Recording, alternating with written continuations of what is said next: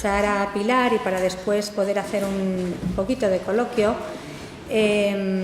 continuamos con la jornada para examinar el proyecto de ley de contratos de crédito inmobiliario desde el punto de vista de la función notarial. Para ello tenemos con nosotros a Pilar de Prada Solaesa, que seguramente conocéis mucho mejor que yo, pero a la que apreciamos mucho y agradecemos mucho su presencia aquí esta tarde, porque precisamente para un centro de estudios de consumo como es el nuestro, pues es un gran hallazgo profesional, Pilar, porque ella ha sido miembro de la Comisión de Protección de los Consumidores, de Derechos de los Consumidores, del Consejo General del Notariado. Sí. Ha sido también ponente o redactora del Código Deontológico. Sí. Y ha sido también vicedecana del Colegio Notarial de Madrid. Con lo cual, bueno, pues ya tenemos a Pilar como otra notario muy afín a nuestro Centro de Estudios de Consumo. Inaugura con esta ponencia su relación con nosotros y se lo agradecemos mucho y te voy a dejar. ¿Vale? Pues muchas gracias. Bueno, pues nada, yo la verdad es que después, bueno, primero agradecer a la universidad, por supuesto, agradecer a los organizadores de esta estupenda, de este estupendo máster, a su directora y naturalmente a Encarna Cordero, que ha hecho una intervención tan estupenda, que realmente, pues bueno, pues la verdad es que a partir de ahí a mí no es que no me deje mucho campo, todo lo contrario, me ha dejado, como es lógico, todas las dudas que tenía y alguna más. O sea, es decir, la verdad es que yo me voy a ceñir a lo que se supone o lo que tendría que ser nuestra actividad cuando este proyecto pues se convierta en ley, sea igual, parecido o con algunas diferencias. Lo primero que tengo que decir es que efectivamente quedan muchas cosas fuera, que va a necesitar un intenso desarrollo pues reglamentario, que por supuesto hay una previsión y que la verdad es que en mi opinión hubiera sido, la primera crítica que voy a hacer es que creo que hubiera debido de ser mucho más preciso en algunas cosas. Bueno, realmente vamos a ver, lo primero que quiero comentar es exactamente el motivo los motivos o la situación que nos ha llevado no solo a la necesidad de la transposición, sino a la situación que tenemos en España en materia de hipotecas en relación con la inseguridad jurídica que tan estupendamente nos ha comentado Encarna y que vivimos todos permanentemente y que además, pues hombre, la vivimos además con el desasosiego de saber que efectivamente nuestra función asesora y nuestra función informadora, que además tiene componente equilibrador cuando se trata de contratación en masa, pues bueno, por lo que se ve no sirve o no puede servir en el marco normativo actual. Y lo primero que quiero hacer es, bueno, tratar de ver cuáles son las claves que han entendido nuestros tribunales para llegar a esta conclusión.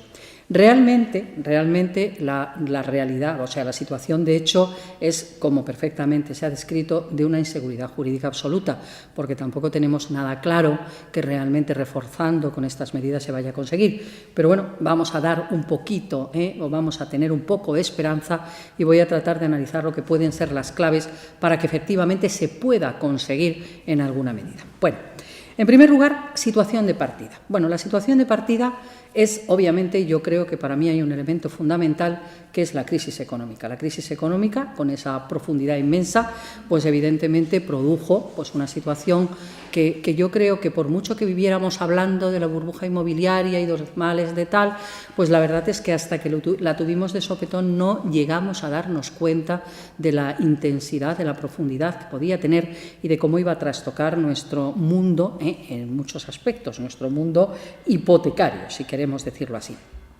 Claro, el hecho de que se produjera esa avalancha de ejecuciones hipotecarias que realmente además, bueno, no digo que no hubiera ejecuciones hipotecarias, pero hizo y excitó que algunos jueces se tuvieran que plantear, pues como es lógico, yo creo que ahí es lógico, exactamente cuál era su papel ante las posibles cláusulas abusivas, algunas llamativas. O sea, es decir, no me refiero a algunas cuestiones que después se han suscitado de manera que para muchos de nosotros, por lo menos para mí, resultan incomprensibles.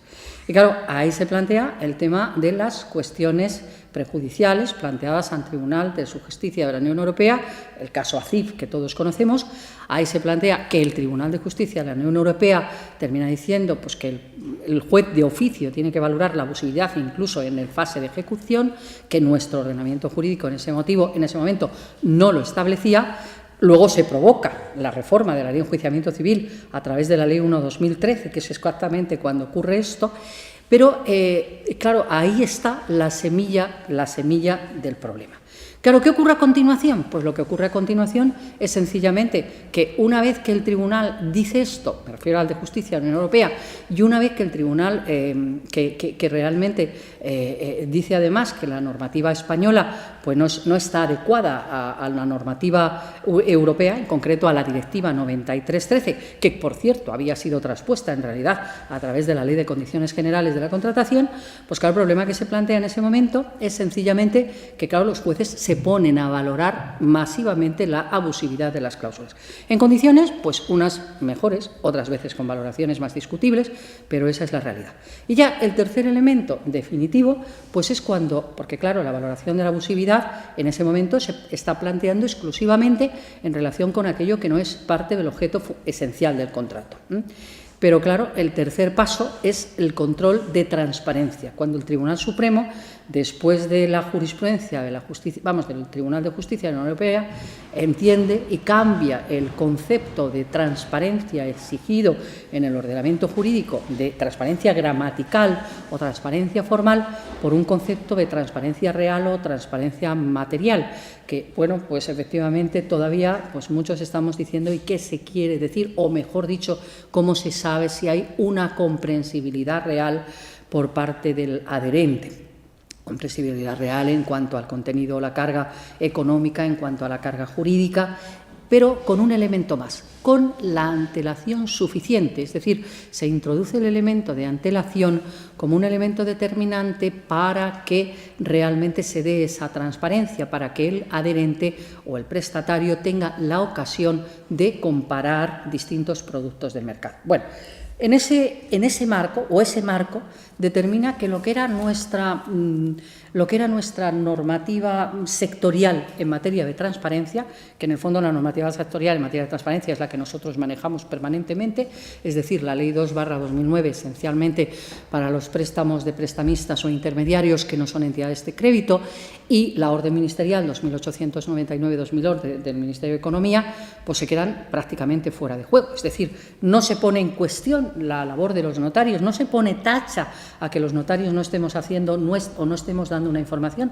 Se está planteando que realmente no es suficiente, que simplemente no cumple o no asegura que se produce esa transparencia material o transparencia real. Bueno, realmente analizando en comparación la orden ministerial en su artículo 30, es decir, el que prevé las exigencias para lo que tenemos que hacer nosotros, es decir, las advertencias que hacemos al final de la escritura de hipoteca y que contamos a la gente comprobando la FIPER, etcétera. Bueno, pues realmente comparando esto en términos generales con lo que realmente o analizándolo desde la perspectiva de una serie de criterios establecidos en la directiva de que también nos ha hablado Encarna, es decir, la directiva 2014-17, que es la directiva que va a ser objeto, además, de transposición parcial a través de esta ley cuando lo sea. Bueno, pues comparándola, hay algunos planteamientos, algunas cuestiones que ciertamente no se cumplen. O sea, es decir, las obligaciones de información que estamos prestando, digamos, o mejor dicho, que se contienen en ese artículo 30, serían en principio insuficientes, pero no esencialmente insuficientes. Por mencionar dos, me voy a referir al punto 2. El cliente tendrá derecho a examinar el proyecto de la escritura pública de formalización del préstamo hipotecario, hablo del EGEDATA, estoy hablando de la orden ministerial, del préstamo hipotecario en el despacho del notario durante los 3 días hábiles anteriores al otorgamiento. Pero este derecho se configura como renunciable si la escritura se autoriza en la notaría. Como si una cosa tuviera mucho que ver con la otra. Bueno, pues la directiva plantea todos los derechos en este ámbito como irrenunciables. Hay otro aspecto, en concreto en el apartado 3, el subapartado A, exige al notario comprobar si el cliente ha recibido adecuadamente y con la suficiente antelación la ficha de información personalizada y, en su caso, si existen discrepancias.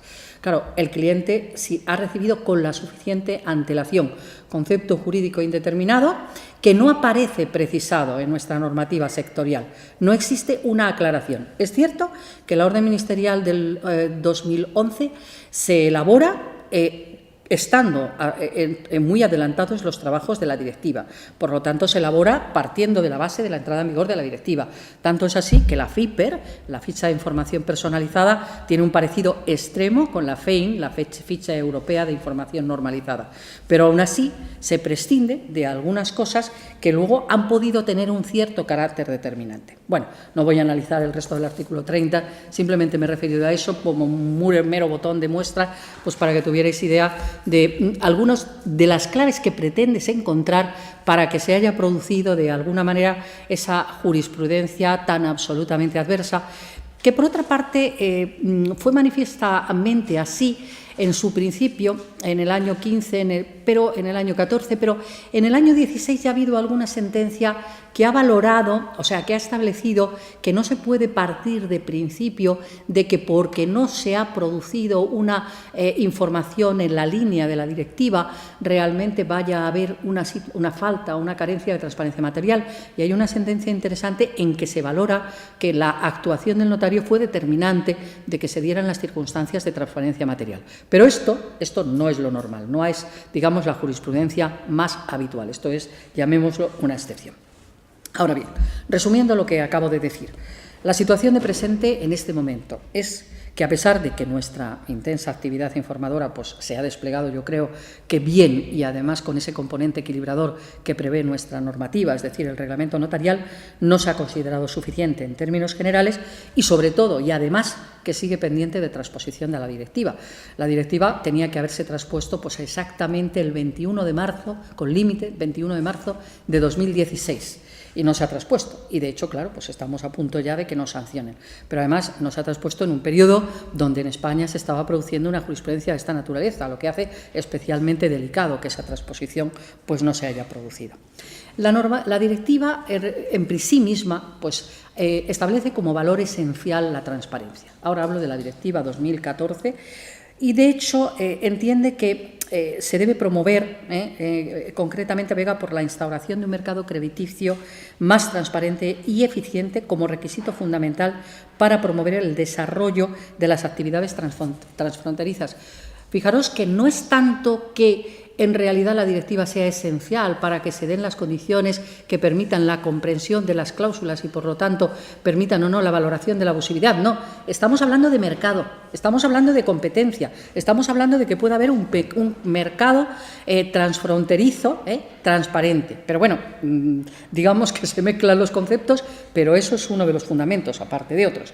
Y claro, con esa finalidad pues se establece, aparte de en general aquellas disposiciones que ya nos han contado estupendamente, pues unas normas o unas disposiciones de máxima armonización. Esas disposiciones de máxima armonización es la FEIN, el contenido de la ficha europea de información normalizada, y el cálculo de la TAE.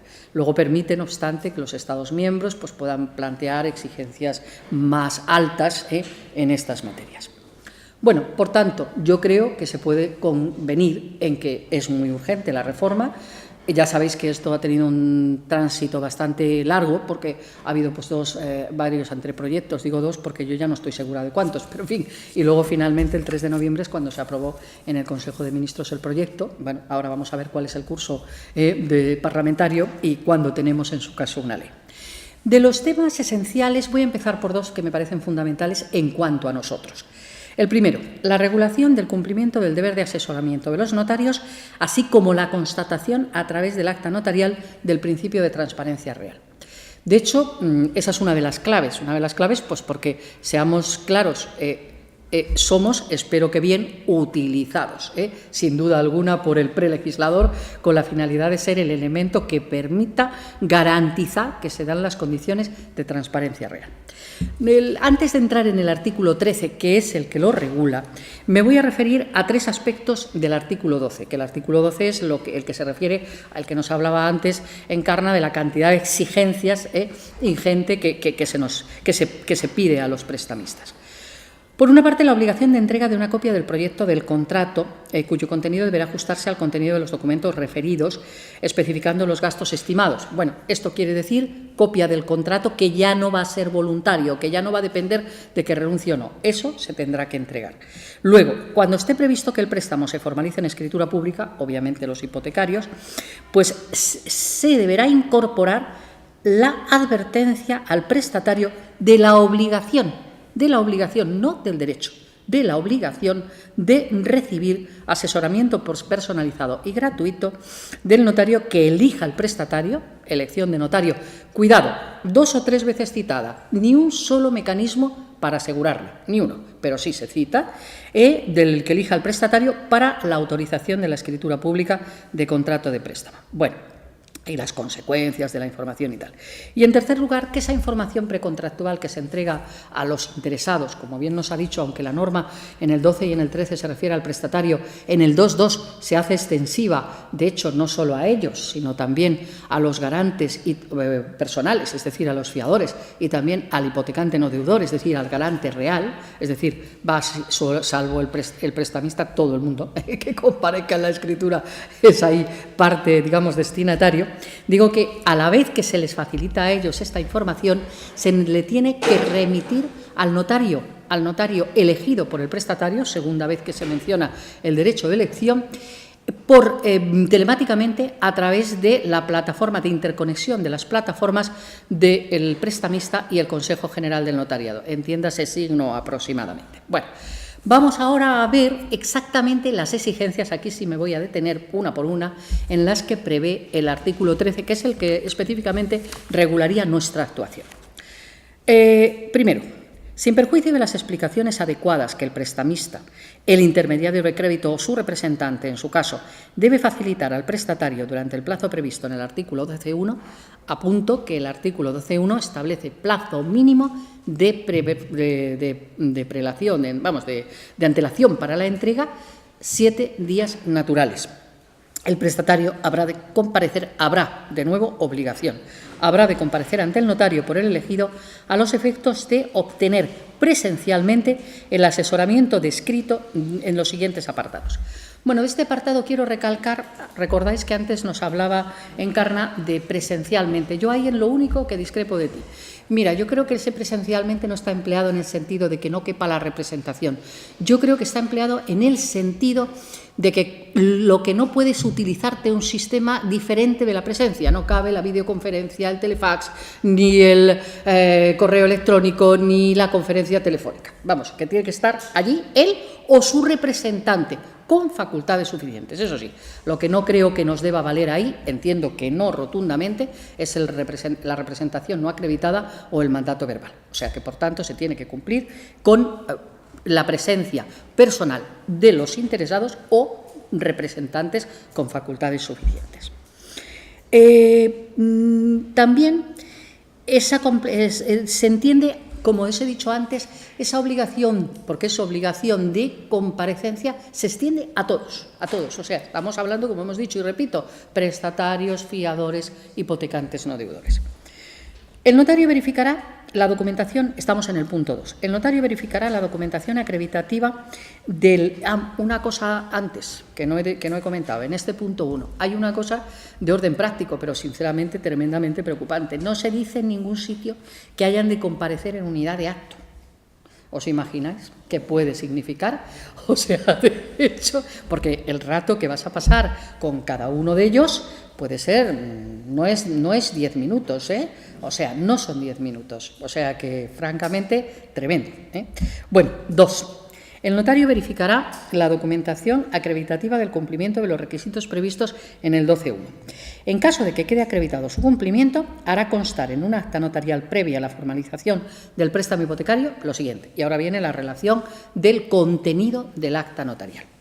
A. Cumplimiento de los plazos previstos legalmente de puesta a disposición del prestatario de los documentos descritos en el 12.1.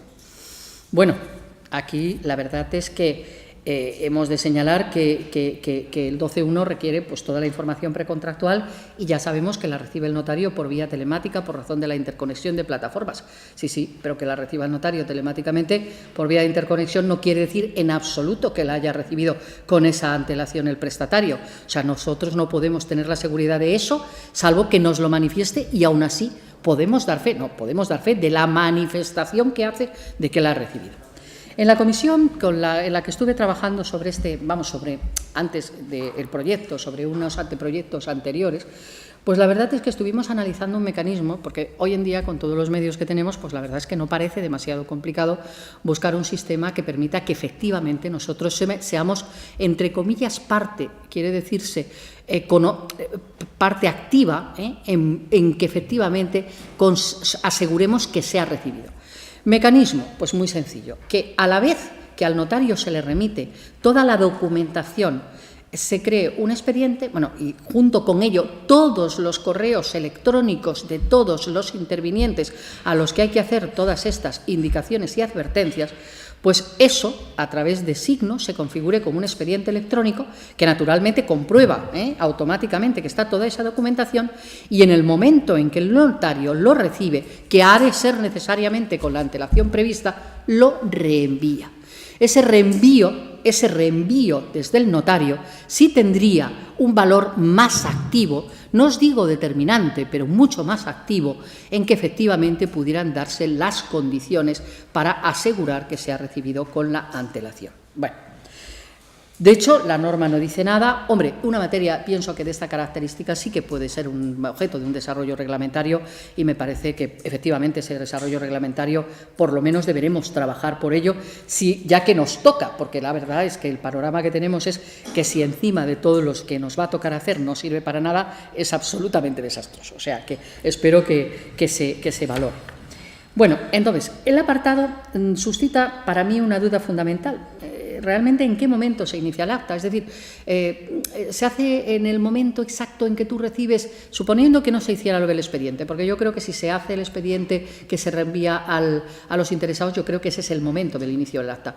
Pero si no existe ese mecanismo que yo propongo, ¿realmente ese es el momento del inicio o lo es cuando se personan los interesados? Lo digo porque si no vamos a llenar el protocolo de intentos, O sea, es decir, es una situación un poco absurda, pero no es una cosa grave, pero desde un punto de vista práctico, pues evidentemente ahí está.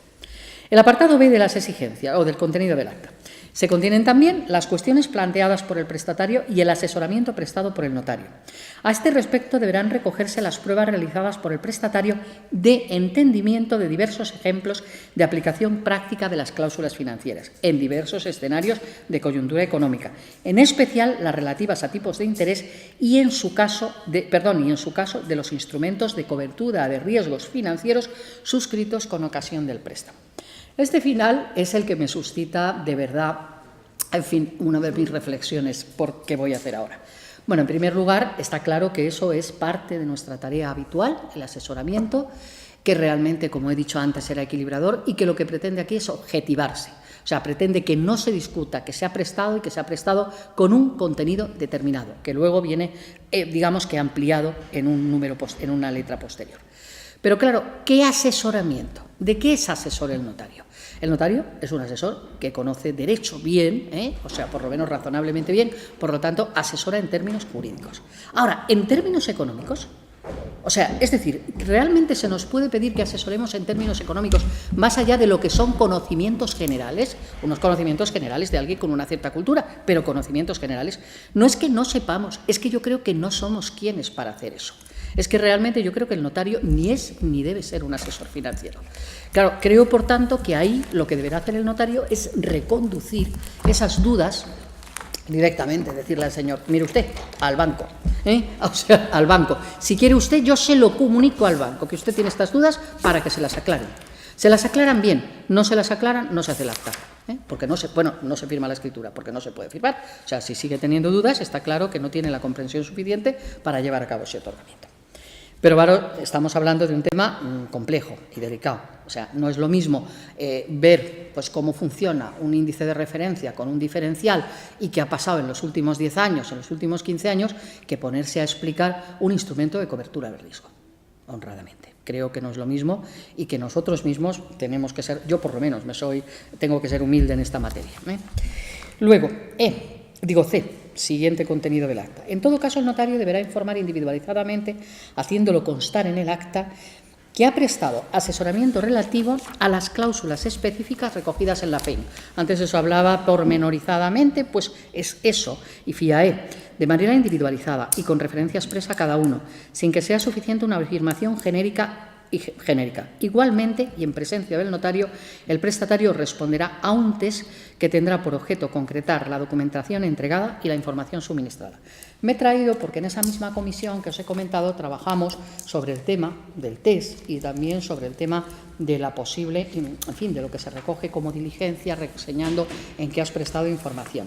Para que os hagáis una idea, y esto está en letra relativamente pequeña, el test son 6 páginas por las dos caras, 6 páginas, 3 folios por las dos caras, y la diligencia, o sea, esto es lo que salía, luego podemos entrar en este detalle, pero vamos, haceros una idea. Seguimos. Bueno, seguimos en el contenido del acta. La manifestación manuscrita y firmada por el prestatario de que declare que ha recibido con una antelación mínima de 7 días los documentos descritos, lo que os comentaba antes de 7 días naturales, descritos en el 12.1, así como que comprende y acepta su contenido y entiende los riesgos jurídicos y económicos de la operación. Bueno, volvemos al tema de la expresión manuscrita. Estamos, como nos decía antes Encarna, en una reedición de la expresión manuscrita, que por otra parte se deroga, la de la Ley 1/2013, la del artículo 6, para el tema de determinado tipo de cláusulas especiales.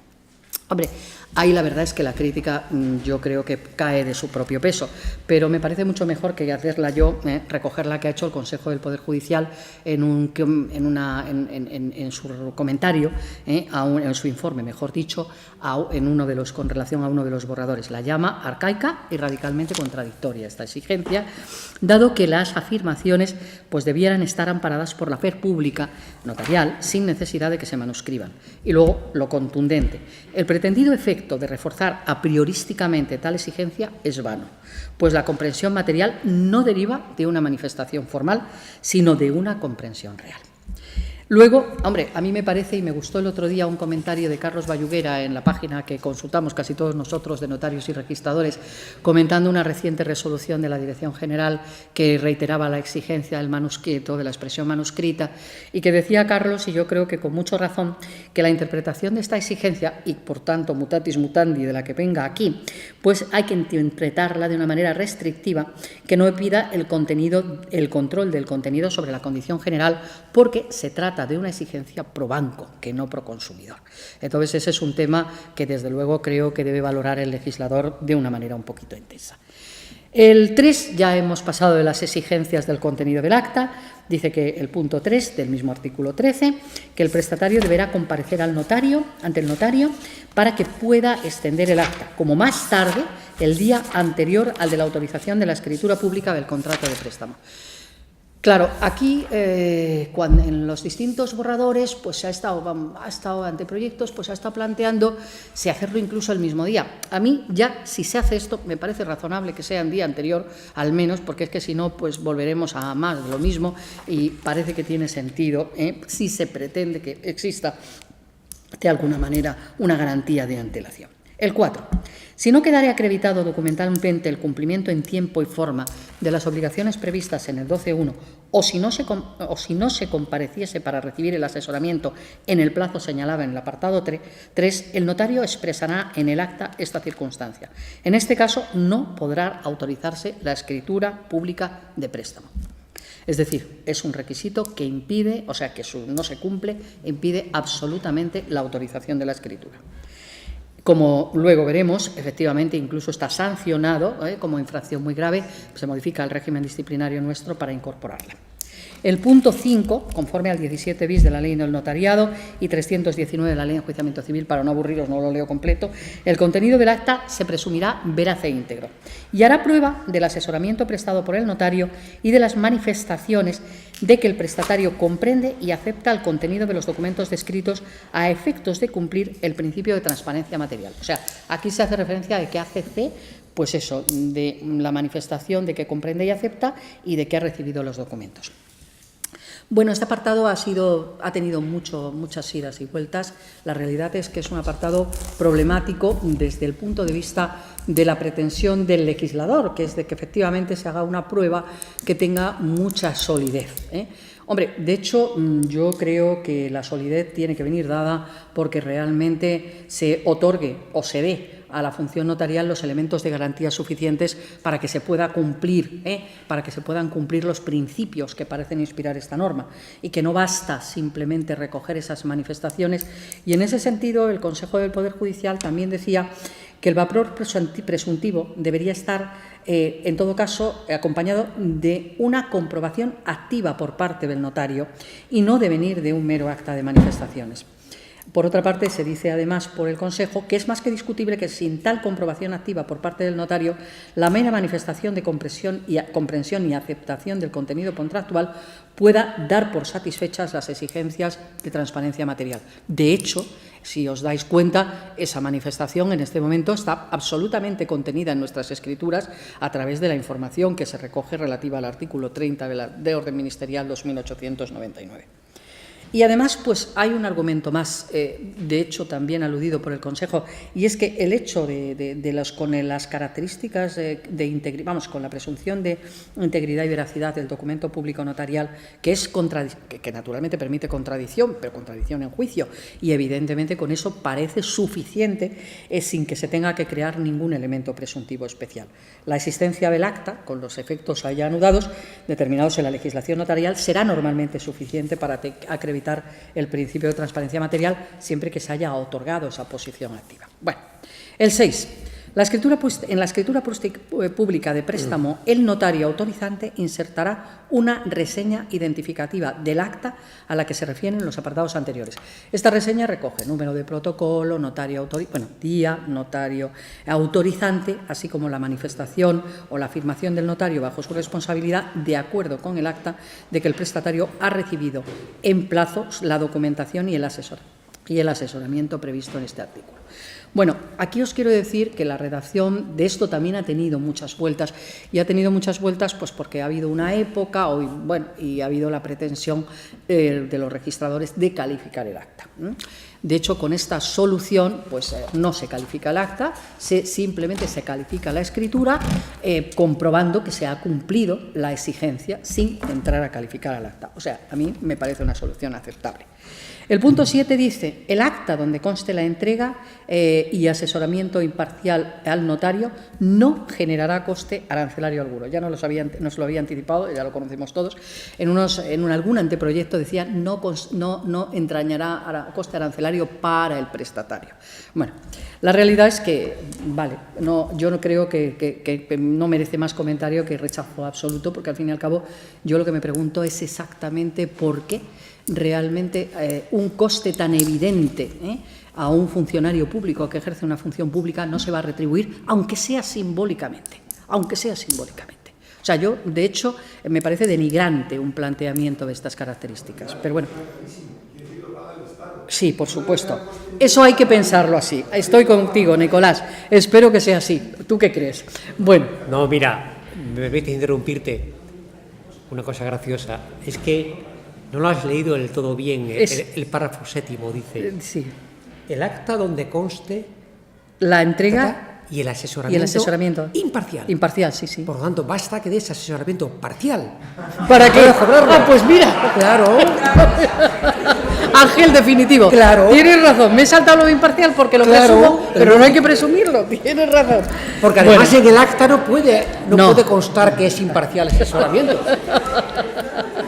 Bueno, pues esperemos que ese sea un camino, porque efectivamente nosotros ahí tenemos que ser equilibradores, compensadores. Así que voy a empezar a pensar que tienes toda la razón. Vamos con ello. Una buena solución. Muy bien. Ahora, lo que pasa es que en ese caso lo que ya sería más adecuado es que encima lo pagara el banco. Ese sería estupendo, no lo creo, ¿eh? Pero bueno, el segundo aspecto al que me voy a referir como fundamental para nuestra actuación es la reforma.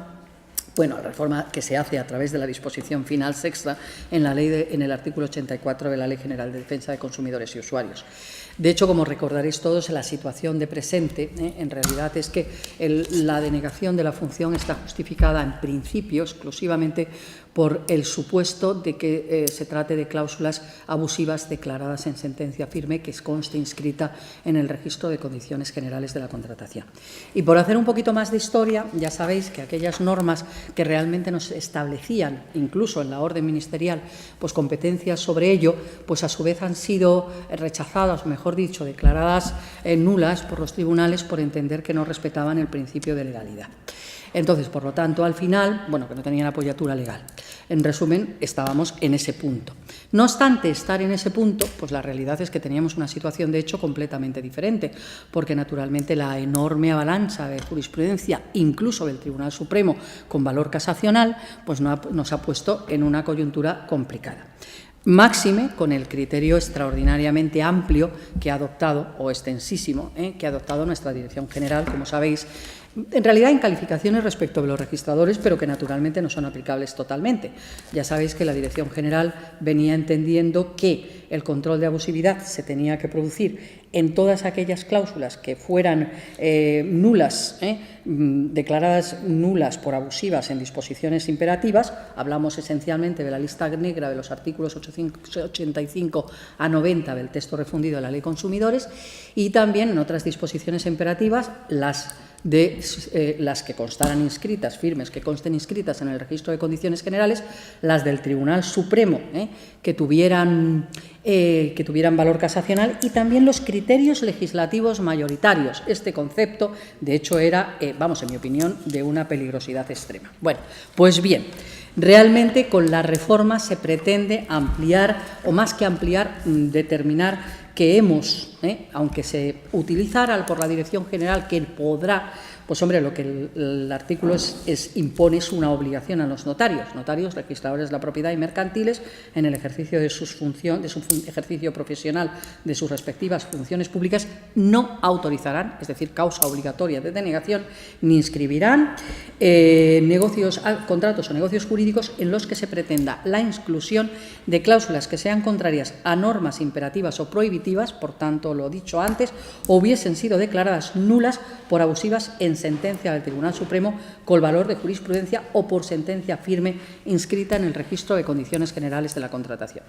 Claro, es un tema complejísimo, porque primero, no está tan claro qué es nulo en todos los casos, porque segundo, no está tan claro el valor objetivo de determinados criterios de sentencias que tienen ese valor casacional, o mejor dicho, de la objetividad de algunas cláusulas abusivas contenidas en ella y de la extrapolación a otros supuestos parecidos pero no idénticos, y realmente pues parece que el criterio seguro sigue siendo el de las condiciones inscritas, que pretenden reforzarse, digamos, de una manera importante a través de la reforma del 212 de la Ley de Enjuiciamiento Civil, introduciendo el apartado 5, la obligatoriedad de la inscripción. Hombre, yo creo que realmente esta es una disposición difícil, en buena medida necesaria, es decir, yo creo que no podemos, como funcionarios públicos, estar al margen de la calificación de la abusividad, pero realmente tenemos que hacer mucha tarea. Nosotros tenemos una situación muy compleja, que es el problema de la competencia en el ejercicio de nuestra función, y no hay que olvidarse de ello. Hay que ser muy realista y pensar dónde estamos. Y precisamente por eso a mí me parecía muy importante que tuviéramos un refuerzo sólido por parte de nuestro Consejo General en la calificación, en el análisis de los clausulados, porque eso colectivamente se puede hacer mucho mejor que individualmente y nos da instrumentos para poder denegar con mayor, fundamento la función.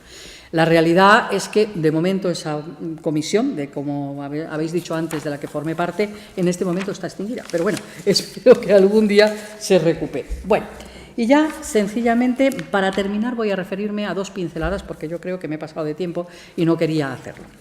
Primero, un tema antes de ir a 3 puntos finales. Quiero recalcar algo que ya ha dicho Encarna y que a mí me parece muy complicado. No solo se contiene es la habilitación para que se determine la estructura, el contenido de las escrituras de préstamo hipotecario, si hay otro segundo punto, porque esto en el fondo en realidad no es exactamente así, pero ya de alguna manera se da, y concretamente es así, nada menos que desde la orden ministerial del 5 de mayo del 94, que reguló la estructura exacta de las condiciones financieras, no el clausulado, pero sí la estructura de las condiciones financieras.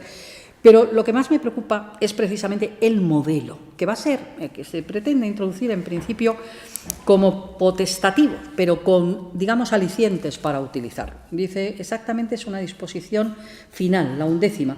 Entre las habilitaciones al Gobierno para el desarrollo prevé el establecimiento de un modelo de contrato de préstamo con garantía hipotecaria y de medidas que favorezcan su utilización, que será voluntario para las partes. Bueno, a mí ahí me parece que hay un tema muy complicado, pero, en fin, luego, si queréis, en el debate lo analizamos. Finalmente, 3 cosas. Vamos a ver. Primero, exigencia de escritura pública, lógicamente, para los supuestos de hipoteca. Puede adoptar formato electrónico, porque ya sabemos que eso está en este momento como está. Se señala, además, que en la contratación de préstamos se reitera que cuando el notario no ha hecho el acta, cuando no se ha llevado a cabo el acta, no se puede autorizar la escritura. En cuanto a las obligaciones de los notarios y registradores en relación con en la escritura de préstamo sujeto a la ley, de remitir telemáticamente la copia. Esto hasta ahora no se venía haciendo, los registradores también la calificación. Realmente se está estableciendo la obligación de remitir nosotros mismos, por supuesto gratuitamente, una copia simple al prestatario. En su caso, además, la nota de despacho. Hombre, la verdad es que actualmente estamos expidiendo una copia simple, no gratuita, que las gestorías de los bancos están haciéndoles llegar, si se la hacen llegar 2 meses más tarde. O sea que dentro de los deberes de información parece razonable, no que sea gratuita, pero sí que se remita. Otro tema más, el de los honorarios notariales en el tema de las de las subrogaciones de la Ley 294, de las novaciones modificativas de cambio de interés fijo, de interés variable a fijo, que se consideran o se fijan como documentos sin cuantía. Y último, colofón, evidentemente, el incumplimiento, como ya dije antes, de todas estas obligaciones y, en particular, de la extensión del acta y de la no autorización, si no es extendido, se constituye en infracción muy grave. Realmente esto de que se constituya en infracción muy grave todas las exigencias o obligaciones que se nos imponen, pues ha venido siendo técnica habitual legislativa en los últimos años, pero bueno, ahí está. Concluyo, primero dándoos las gracias por aguantar esta tabarra. En segundo lugar, diciendo que, yo la verdad es que soy muy escéptica con esta norma. O sea, pienso que es necesaria, primero por la transposición y segundo para conseguir una cierta normalización en la hipoteca en España, es decir, para tratar de superar un periodo tremendamente oscuro, tremendamente difícil. Lo que no tengo nada claro es que esta norma, tal como está el proyecto, vaya a servir para ello. Esperemos que sí, pero es simplemente un brindis, no sé si al sol. Gracias a todos.